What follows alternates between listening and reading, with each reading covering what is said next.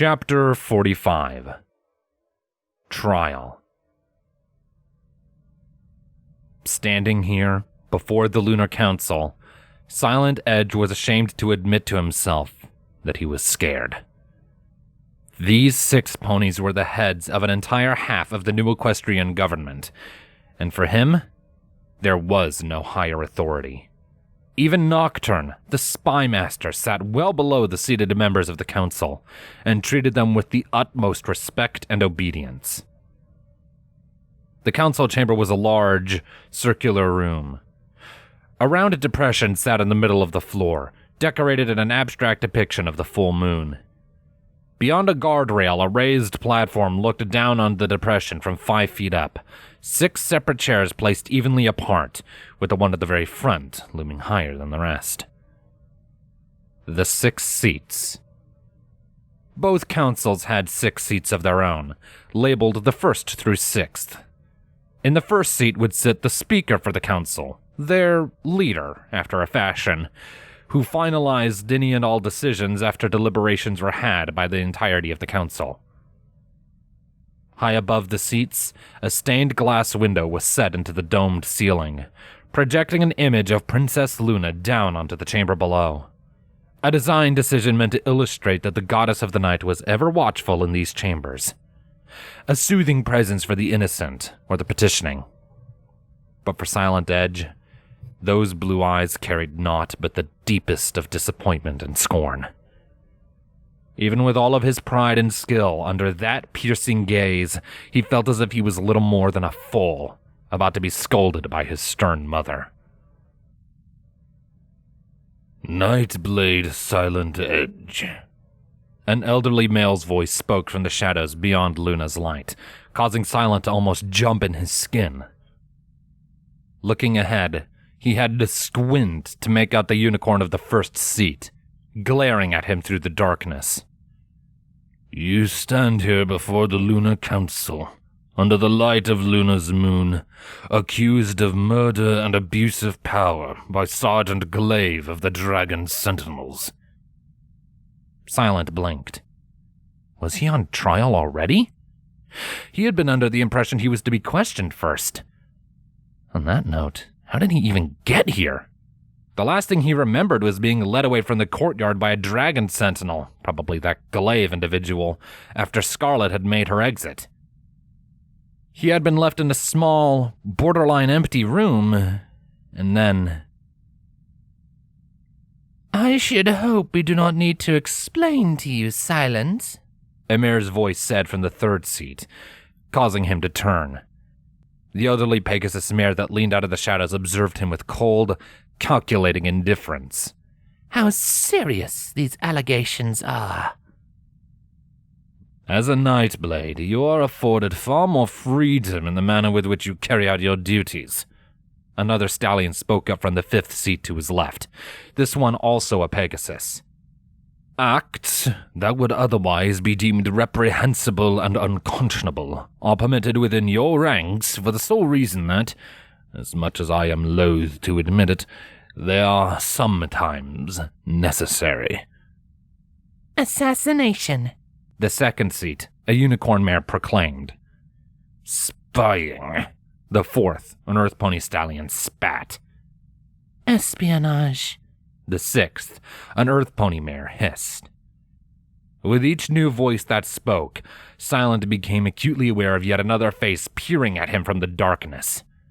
He was surrounded on all sides by 6 members of the Lunar Council, all of them, and not one of them appeared pleased with him. The first leaned closer, and Silent found himself entranced into silence by those eyes. The stallion spoke. Necessary evils, one and all, where circumstances demand it. You stand here now under the accusation that you committed these evils knowingly and deliberately, fully aware that they were not required. A testimony provided by Scarlet Frost, the 2nd said grimly, a former sergeant in the new equestrian army under the jurisdiction of the Solar Council. She fought in the War of Retribution and was quite decorated for her service. Many battles are said to have been won in large part thanks to her considerable aptitude for artillery magic. Alas, now she is on the run, wanted for treason, sheltering a fugitive, arson, sabotage, the killing of several Nightblades under your jurisdiction, and even a count of terrorism, going by reports of what transpired in Shimmerville. The fifth added grimly, his brow furrowing. Silent went to speak, but the words caught in his throat. His eyes widened. It wasn't that he was afraid of speaking, he was physically incapable. No matter how hard he tried, the words would not flee his lips. The breath would not escape his lungs. He stood there mouthing uselessly before the combined scrutiny of the Lunar Council, unable to speak. The first leaned into the light even further, so Silent could see his grizzled, dark blue fur, and his thinning silvery mane, and his piercing golden eyes. All of this leaves us in a rather complicated situation, Silent Edge, he said slowly, making sure the Nightblade was listening to him.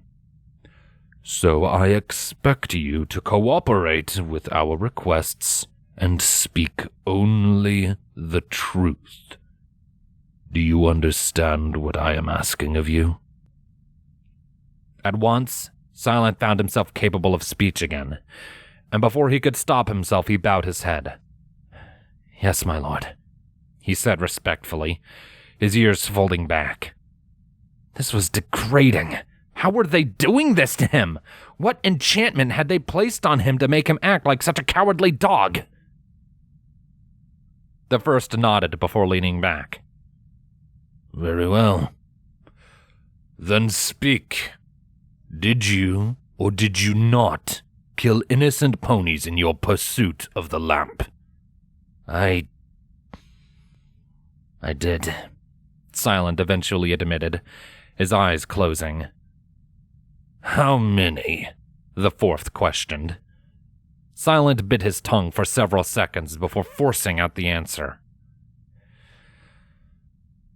12, my lord. And, to the best of your knowledge, were you left with no alternative? The second asked skeptically.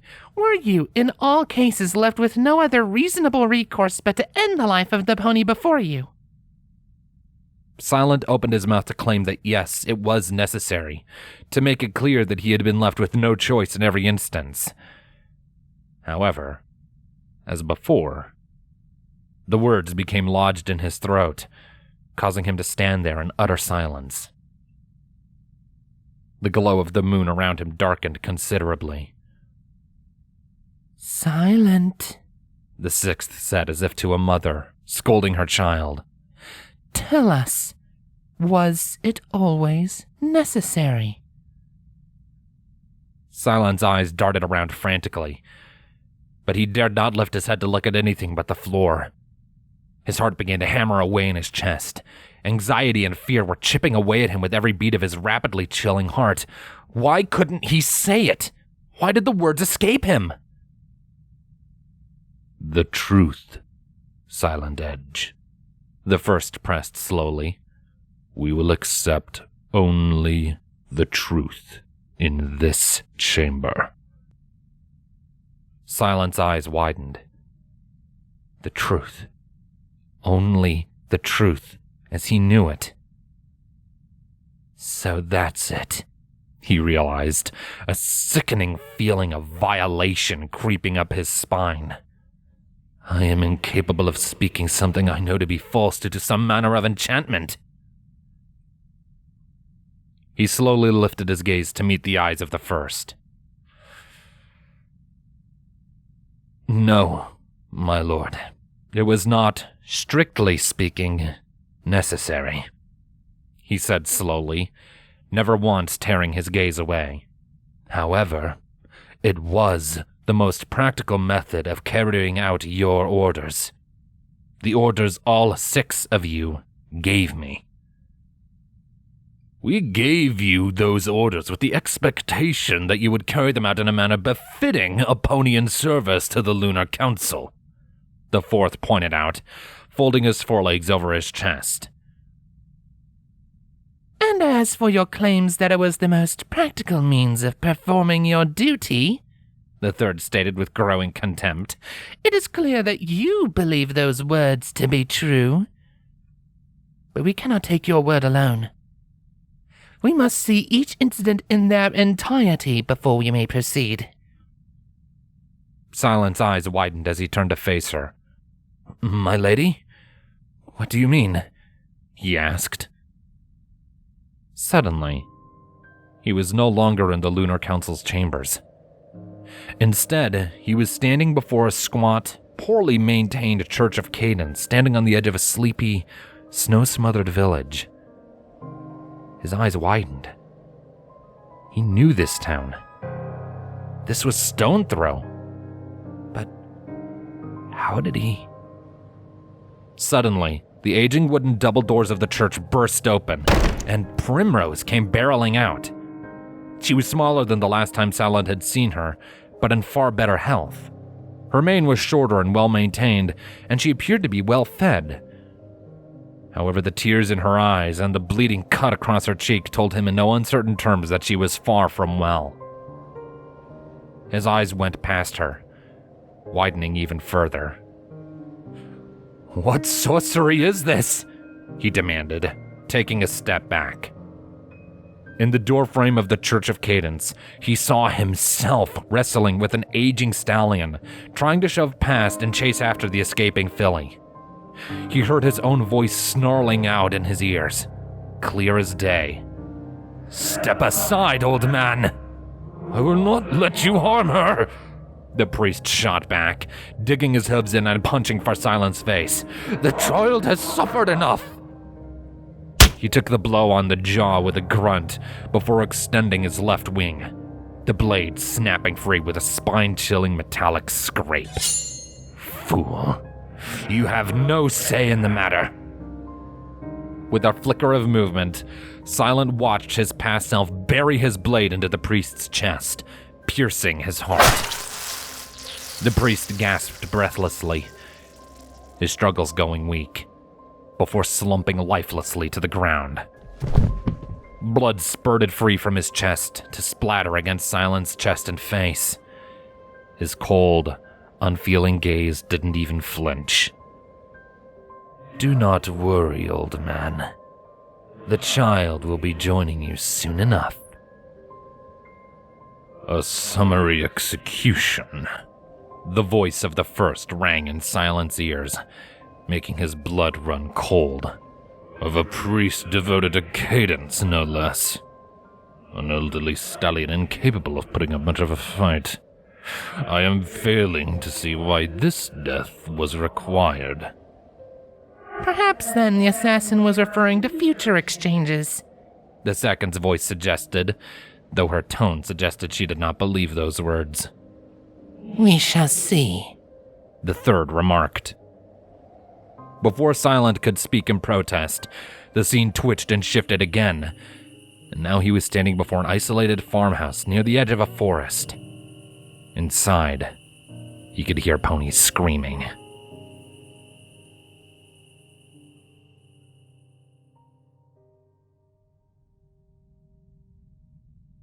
One by one, each of Silent's past encounters with Primrose and the ponies he had killed on the way were played back before his eyes and the eyes of the council. He tried his best to cry out for it to stop, to tell them they had it all wrong, to try and explain himself, but the words would not come. There was nothing he could say to justify himself to them that would not be a lie. More than once, he even tried to intervene in the illusions, slicing out at his past self or even at Primrose when she fled. But his blades never materialized, and his hooves passed through his target as if they did not exist. Finally, the visions began to depict his interactions and confrontations with Scarlet. Their battle in the alleys of Swanrun, their brief scuffle in Shimmervale, the day he had finally sunk his blades into Primrose's soft flesh in the night, and Scarlet's subsequent apocalyptic rage. Finally, he was once again standing in the courtyard, watching his own past self from only a few hours ago, holding his blade up against Sharplens's neck in an effort to convince Scarlet to stand down. No! Scarlet shouted, panic overtaking her. She took a shaking step forward before coming to a stop when Silent pushed the blade even closer to Lenz's throat, visibly depressing the skin. No, please, don't hurt him. Then surrender, Silent snarled out, his brow furrowing. I have not the patience for this ridiculous game any longer, Frost. You have caused me no end of trouble since you got yourself mixed up in all of this, and I have run out of reasons to hold myself back. Give yourself up, and no harm shall come to you or your companions. Slowly, the scene faded away, and Silent once more stood in the Lunar Council's chambers, the disapproving glares of the 6 seats staring into him from all sides. He felt small. He felt pitiful and insignificant and weak under them. He shrank down, his ears folding back. The first leaned forward into the light again, his old face twisting into a severe scowl. Silent Edge. The testimony of your own memories is beyond damning. On no less than 8 of the various scenes we have witnessed, you murdered innocent ponies when there was no need to do so. Furthermore, you have, until your target arrived in this city, never once made an effort to bring her in alive as we instructed you to. You always struck to kill first. For she is an insult to your pride, the second deduced, contempt dripping from her voice like the venom of an angry python. A target that slipped away from you. You always were a proud hunter, were you not? A mentality hammered into your brain by that adoptive father of yours, the fourth grunted in disapproval, for it is one he shared. Silent's scalp burned at that, and he took a step towards the stallion. Leave him out of this, he snapped, his wings unfurling slightly. The former spy master has nothing to do with this. But he does, the third corrected without missing a beat. For he was the one who adopted you off of the streets. It was he who gave you your new name, that you might leave behind your time as street rat. It was he who taught you the ways of the dark, how to fight, how to lie, how to kill, and how to steal. And it was his pride in you, his uncharacteristic affection, that drove him to make a misplaced promise. A promise which has driven you to act with haste and moral compromises. His promise that it would be you to inherit the title of Spy Master upon his passing, the fifth stated factually. His promise that you would lead the Nightblades in his stead. That you would go on to become a symbol of what it meant to be a true servant of the night, the sixth added. Silent's teeth ground together, anger starting to replace his fear and dread. He stood tall, turning slowly in place to glare at each member of the council. Yes, a promise that you saw fit to revoke, he accused, gesturing widely at all of them. All of you! You butchered the King of Talonreach in a fit of rage, the first replied calmly, his tone darkening, warning Silent to mind his own.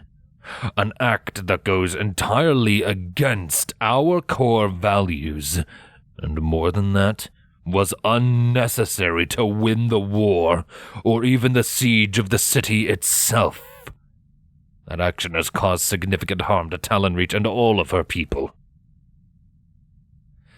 Spurred on by what you erroneously believed to be a mistake on our part, you hasten to complete this last mission as swiftly as possible, the second went on.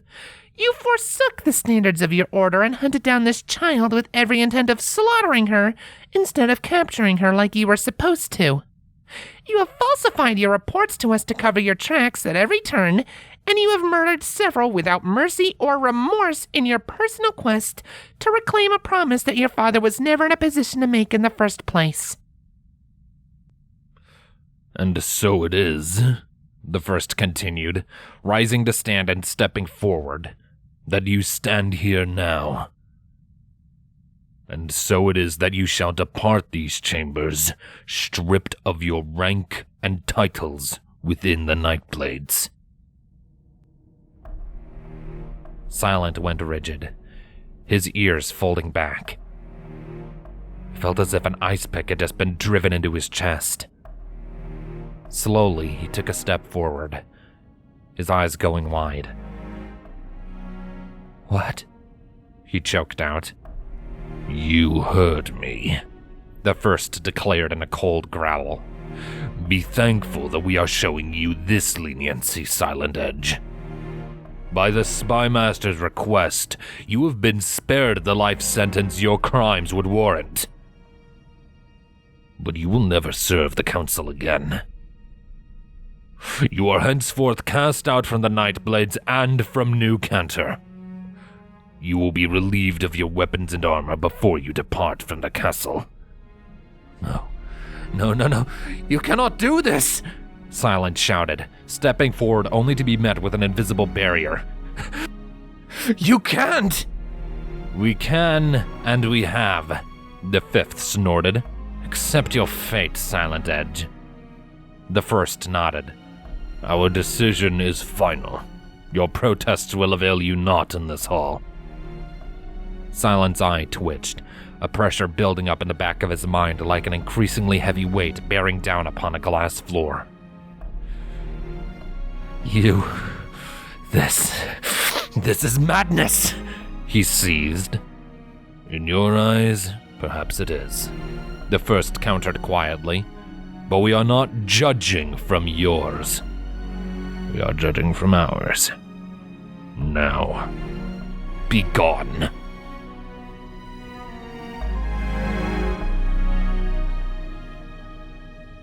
Silent snapped awake with a sharp gasp, his eyes snapping open to take in his surroundings. He was sitting in a chair at a basic wooden table that sat in the heart of a small stone room. A lone candle burned on top, providing faint, gently wavering light. Panting heavily, struggling to control his breath, Silent lifted a hoof to rub at his temple. He absently noted that his armor and wing blades had been removed, leaving him clad in nothing but his fur and feathers. It was just a dream? He asked quietly, his eyes closing. It had all felt so real. Yes, that it was, the voice of Nocturne said solemnly behind him. Startled, Silent jumped to his hooves and spun around, wings spreading out. Sure enough, the Thestral stood in the dark corner, staring back at him with supreme disappointment on his face. Your entire trial was held in the Dream Realm, thanks to the Dreamwalkers of New Cantor. A common practice amid the Lunar Council's organizations when dealing with cases of extreme importance. Silent's heart plummeted. His wings drooped down to hang at his sides, his ears folding back. You mean... Nocturne nodded. I am afraid so.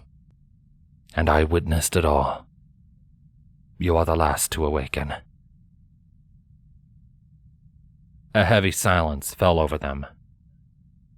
Slowly, Silent folded his wings back up at his sides, his brow furrowing.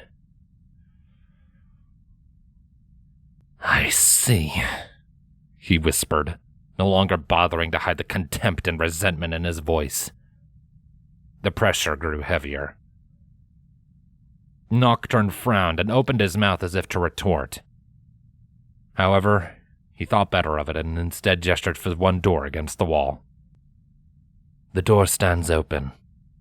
Take your leave, he ordered plainly. Silent glared at Nocturne for several seconds before turning and heading through the door, shoving it open with a trembling hoof. His entire body was trembling with rage and humiliation, burning away at his flesh like a raging inferno. And Silent? The Pegasus turned to shoot his former commander an impatient, hateful glare. Nocturne did not react to the hostility in that look in the slightest. His face was the picture of sympathy. Find your peace in this life. That is my final order to you. With those words, the Thestral Spymaster turned and departed down the corridor. Silent watched him go until he was out of sight, coat bristling. He turned to face the other way, his lips peeling back to reveal his teeth. How dare he? How dare that insufferable, arrogant bat tell him that? After stealing what was promised to him, what was his by right, that creature had the audacity to tell him to go and find peace? It was outrageous. It was infuriating. Every fiber of Silence being burned hotter and hotter, his breath coming in increasingly labored gasps as the full weight of what had just transpired came crashing down on him. His career, his duty, the promise made to him, all of it had been snatched away. Everything he had worked toward since abandoning his old life was gone. The weight became too much. There was an audible snap in the back of his head. Suddenly, Silent's rage began to quiet down, his body relaxing. With a slow, smooth motion, he craned his neck back to stare after Nocturne. You are right. That will be your final order to me, Spymaster, he said in a cold, emotionless voice. He then turned and set off for the exit, his mind made up. Now, I will do things my way. Everything I just lost is thanks to you, Scarlet Frost, he thought, his blood boiling quietly and subtly in his veins at the memory of that red-maned hag. You will pay for what you have done. Once I have finished strangling the life out of the child, I will be coming for you next.